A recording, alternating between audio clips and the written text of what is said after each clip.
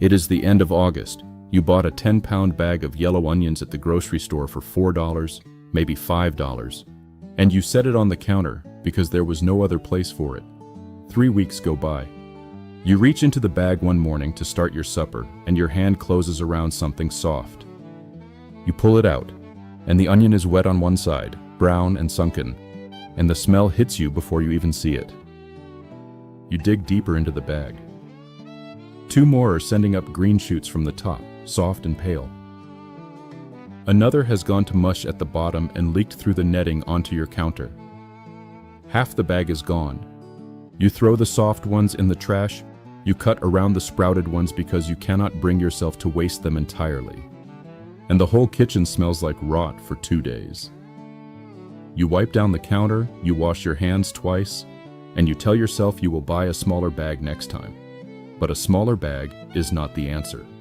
A smaller bag is just losing less of the same battle.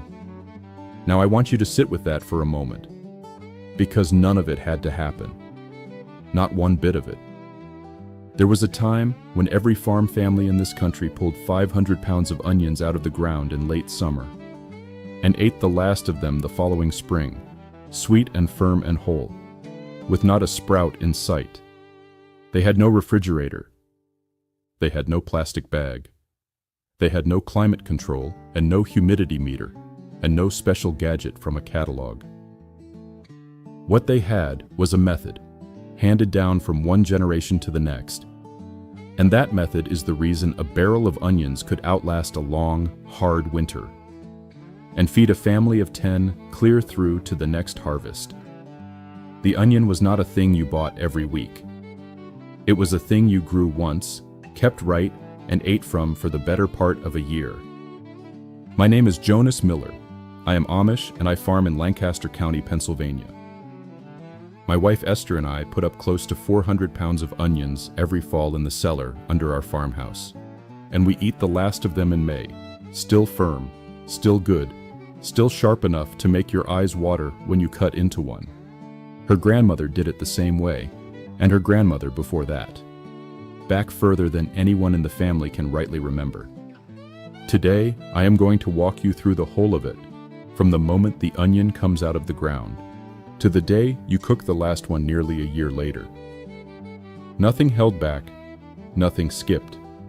There are 6 things that matter: the variety, the harvest, the cure, the trim, the storage, and the watching. Get those 6 right and you will never throw away a rotten onion again. Get even one of them wrong and you will be right back to that soft, leaking bag on the counter by October. 6 steps. That is all the old folks ever needed, and that is all you will need either. Let me start with the part almost nobody knows. It is the variety. Because if you get this one wrong, nothing else you do will save you. Here is a truth the grocery store will never tell you. Not all onions are built to keep. There are 2 kinds in this world, and they are as different from each other as a workhorse is from a racehorse. There are the mild, sweet onions, the big juicy ones, the Vidalias and the Walla Wallas, and the big Spanish onions. And these are a wonderful thing. Sliced raw on a sandwich, they are sweet and tender, hardly any bite to them at all, but they are mostly water. And water in storage is what rots. A sweet onion is not a keeper and was never meant to be one. Try to store one through the winter, and it will be soft and weeping by Thanksgiving. Most sweet varieties will not hold past a month or 2. That is not a failure on your part. That is just the nature of the onion. Then there are the pungent onions, the sharp ones, the ones that make your eyes run when you cut them, that bite your tongue and catch in the back of your throat when you taste them raw. The yellow storage onions, the copras, the Stuttgarters, the small firm globes with the tight, papery, golden skins. These are the keepers. And here is the beautiful part, the part that I think is one of the quiet wonders of the natural world. That very thing that makes a pungent onion sting your eyes, those sulfur compounds, that sharpness, is the same thing that fights off rot while the onion sits in storage. The sulfur is the onion's own preservative, built right into it. It works just as well in your cellar as it did in the field. The sharper the onion, the longer it keeps. A good pungent storage onion, cured right and kept right, will hold 10 months, sometimes a full 12. That is a harvest in August, feeding you the following July. So the first rule is the simplest one, and I want you to remember it above everything else. The onion that makes you cry is the onion that lasts. The sweet one you eat now, in the weeks right after harvest. The sharp one you store. If you are growing your own, plant a long-day pungent variety like copra for storage, and you have already won half the battle before the onion is ever in the ground. If you are buying, pick up a hard, heavy yellow onion with tight, dry skin and give it a sniff. The more it bites at your nose, the longer it will sit in your cellar without complaint. Now, have you ever wondered why the onions your grandmother kept in her cellar seem to last forever, while the bag you buy today goes soft in 3 weeks? It is not your imagination, and it is not bad luck, and it is not that they grew them better in the old days. It is partly the variety, the sharp keepers they grew on purpose, and it is partly what comes next, which is the harvest and the cure. And the cure is exactly where most folks lose the whole crop without ever knowing they did it. So you have the right onion. Now you have to get it out of the ground at the right moment, because an onion pulled too early or too late will not keep well. So you have the right onion. Now you have to get it out of the ground at the right moment, because an onion pulled too early or too late will not keep well. Watch the tops. As an onion finishes its growing and starts thinking about rest, the green tops begin to yellow and then flop over at the neck, falling down toward the ground on their own. This is the plant telling you, plain as day, that it is done. When about 3/4 of the tops in your row have fallen over on their own, the crop is ready to come up. You can gently bend the few stragglers over to bring the whole row along together, but do not force the whole field down before it's time. And here is something the old folks always did and most modern gardeners forget. Stop watering a week or two before you pull them. Pick a dry day to harvest. This matters more than you would ever think. An onion pulled out of wet ground carries moisture down into its layers that it should not carry. And moisture is the enemy of everything we are about to do. So you wait for a stretch of dry, sunny weather, and you harvest in the morning. And here is the part people get wrong out of pure habit. Do not yank the onion up by the top. Loosen the soil with a fork and lift the bulb from underneath, gentle as you can. A bruised or torn onion is a rotten onion waiting to happen. Every nick, every place where the skin gets broken or the bulb gets dented, is a door you have just opened, and rot will walk right through it. Now comes the step that separates the families who are eating sweet onions in March from the families who are throwing soft ones in the trash in September. The cure. Curing is nothing more and nothing less than drying the onion down slow so that the neck seals shut and the skins turn to paper. Let me tell you what is actually happening. When an onion comes out of the ground, the neck at the top, the place where the green top meets the bulb, is still open and still full of moisture. It is a wound, an open wound. That open neck is the single most common way an onion rots in storage, because it is a straight road right into the heart of the bulb for every mold spore and bit of damp. Curing closes that road. As the onion dries down over the weeks, the neck tightens and shrinks and seals itself shut. The outer layers turn dry and papery and wrap themselves tight around the bulb like a sealed envelope, and the whole onion settles into a kind of deep sleep, a dormancy, where it can rest quietly for months. Here's how you do it, step by step. Lay the onions out in a single layer, not touching one another if you can manage the space, somewhere warm, dry, and out of the direct sun. A covered porch, a shed, a garage, a barn loft, a dry attic. A window screen laid across 2 sawhorses makes a fine drying rack because the air gets underneath. Direct sun is the one thing to avoid because it can scald the bulbs and turn them bitter, so keep them shaded but airy. And then you let them sit. Not for a day, not for 2, for 3 to 4 weeks. You read that right, a full month near enough. The old way is a patient way. You leave those onions alone for the better part of a month, while the necks dry and tighten and the skins go crisp and golden, and you fight the urge to rush them, because a rushed cure is a short storage life. You will know they are cured when 3 things are all true at once. First, the tops have withered right down to dry, brown, brittle stems.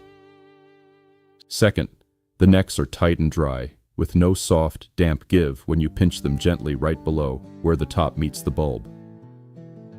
Third, the outer skins rustle like brown paper when you brush your hand across the pile. When all 3 of those are true, the onion has sealed itself up and is ready to keep. Now, before I show you the trimming and the storing, let me pause and say one thing. If this is the kind of old, slow, practical knowledge you have been looking for, the seed saving, the root cellaring, the curing and keeping that fed families for generations, then do me the kindness of subscribing and giving this video a like. It is how these old ways find their way to others. Now back to the onions. So now the onions are cured, the necks are sealed, the skins are paper, they have had their full month of rest. Here is how you finish them for the cellar. Take a good sharp pair of scissors or shears and trim the roots off the bottom, back to a little stub, just enough to tidy them up. Then cut the dried top off. But, and this is important, leave an inch or 2 of neck above the bulb. Do not cut right down into the shoulder, because that opens the very door you just spent a whole month closing. That inch of dry stem is a seal and a guard. You can brush off loose skin if you like, but never peel them down to the shiny layer. That papery skin is the onion's coat for the winter. If you would rather braid them the old farmhouse way, then you do not trim the tops at all. You leave the tops on entirely and weave them together while there is still a little flex in the stems. And then you hang the whole braid from a rafter or a nail. A braid is not just a pretty thing for the wall, though it is that too. Hung up in the open air, every onion gets airflow on every side. So either way works, the crate or the braid. Trimmed neat into a slatted crate, or braided up onto a string. What you are truly after is always the same thing: dry onions with air moving all around them. Now where do you actually put them? That is the part most folks get wrong, even after they have done everything else right, and it is exactly where we are going next. There are 4 things an onion needs in storage, and you must give it all 4. Cool, dark, dry, and moving air. Get all 4 right, and your onions will sleep peacefully through the winter. Start with cool. The ideal range for long keeping sits right around 32 to 40 degrees Fahrenheit, just a hair above freezing. The pungent storage onions hold longest at the cold end of that. A traditional root cellar holds right in that range all winter long, which is exactly why every old farmhouse in this country had one dug under it or built into the hillside out back. If you do not have a proper cellar, then an unheated basement, a cold pantry on the north side of the house, an attached garage, even an unheated mudroom, any of these will serve you well. What you absolutely cannot do is keep them in a warm kitchen. Here is the trap. Somewhere between about 45 and 75 degrees, you are sitting right in the zone where onions wake up and sprout. That warm bag on your kitchen counter is, as far as the onion is concerned, practically an alarm clock going off, telling it that spring has come. Cold keeps the onion asleep. Warm wakes it up. Simple as that. Now the dark. Light tells an onion to sprout, in much the same way it tells a buried seed to push up toward the sun. Keep them in the dark, and you keep them dormant and content. A cellar is dark by its very nature. A pantry with the door kept shut works just as well.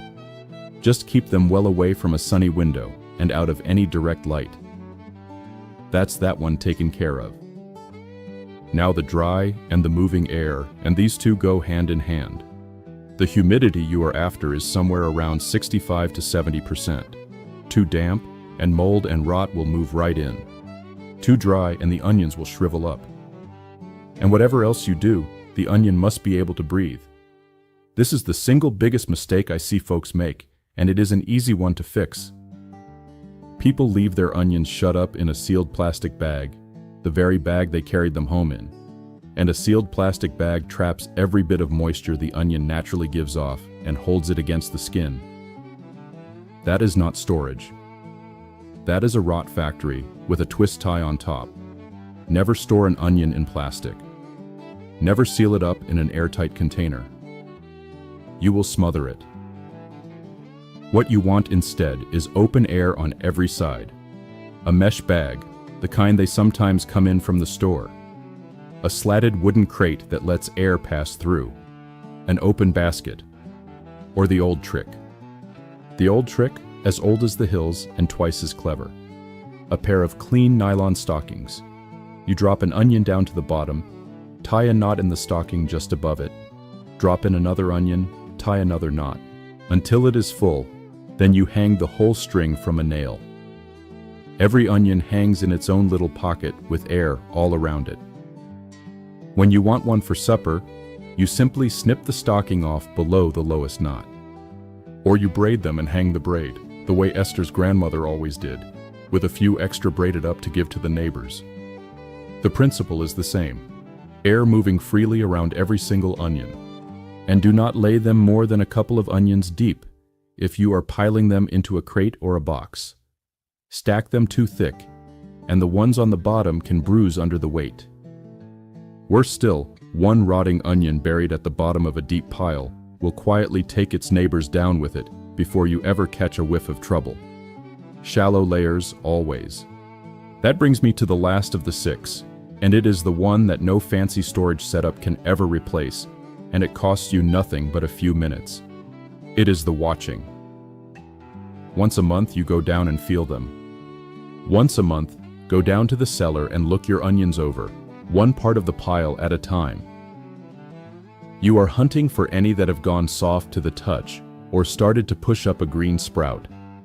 The very moment you find one, you pull it out and you take it away. There is an old saying that one bad apple spoils the whole barrel, and I am here to tell you it is every bit as true of onions. A single rotting onion gives off moisture and spreads the rot to every bulb it is touching. 5 minutes a month with your own 2 eyes and hands, and you stop a small problem dead. The old folks called it minding the cellar. And one more thing, keep your onions well away from your potatoes. I know the cellar is the natural home for both, and it is tempting to set them side by side, but don't.